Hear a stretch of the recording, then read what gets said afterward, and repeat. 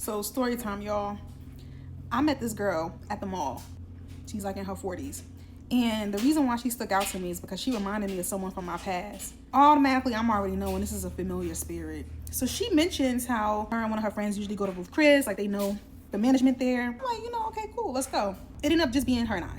It was going well, but I knew when things started to get a little funky. She asked me about my parents. She was like, where are your parents? And I said, why do you want to know about my parents? She was like, I'm just curious, like to know who you are. So that was the first red flag. So I ended up telling her my parents from Jersey.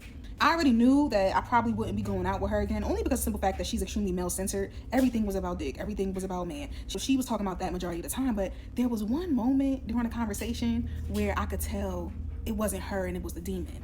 Because randomly, she blurted out, she looked at me and she blurted out, she was like, my pussy fatter than yours. I looked at her, y'all, but I'm thinking to myself, why would she say that? But then I'm like, this is not her. Like, this is another entity that I'm fucking with now. And then I was like, well, I'll be the judge of that, let me see. And then she started laughing and giggling. And then she goes, yeah, let me call somebody. I think I got somebody that'll be good for you. So she calls this random man and she's on the phone like, hey, daddy. I'm like, do this girl think that she about to pimp me out? Is this what's going on here? So she's talking on the phone like, yeah, she over there. She got the little accent going for her. She cute. She won't let me take a picture of her though. She asked me another question that she asked me was, can I take a picture of you? And I was like, can I take a picture of you? And she was like, so we going tit for tat. Now it's like, who about to win this battle at the Ruth Chris table? And so she tries to put the phone on me and I was like, I ain't say a word. I was like, so then she goes back on the phone with him like, oh, she's being shot. And then she gets off the phone with him and she tells me a story about how she was like, this is a man you need to get to know out here because girl, I went to one of his parties. I left out with $2,000, didn't have to do nothing. Girl, you miss me with that shit. And she's talking about no Diddy, all Diddy. All Diddy is at this table right now. The devil's trying to make a deal with me right now. He's working through you.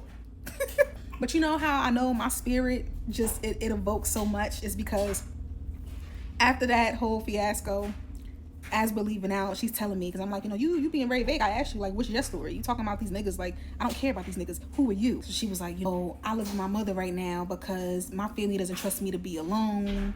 I tried to kill myself. I drank a bottle of, like, she was going off. She crashed herself into a tree. I mean, she really started being vulnerable and spilling, like, her whole life story with me. And then she looked at me and she was like, is that enough for you? I said, yeah, this girl is crazy. She got a lot of demons in her. And her ass was trying to recruit me. My chosen ones, my empath. The discernment is what's going to save us every time. Because I knew when those switches started to happen, you know what I mean? Like, yeah.